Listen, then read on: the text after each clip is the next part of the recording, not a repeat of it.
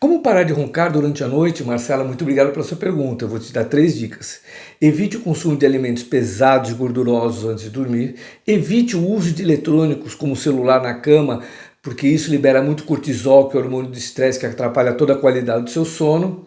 E evite dormir de barriga para cima. Se você fizer isso e mesmo assim continuar roncando, eu recomendo que você busque realizar um tratamento especializado desse distúrbio respiratório. Porque o ronco é um distúrbio respiratório que indica que você está respirando com dificuldade enquanto dorme. Quanto mais alto e mais frequente o ronco, maior a dificuldade respiratória. Daí a importância de você buscar um tratamento especializado para esse probleminha. Para conhecer as formas de tratamento, te convido a visitar meu site drpaulocoelho.com.br. Então um grande abraço e até o próximo vídeo.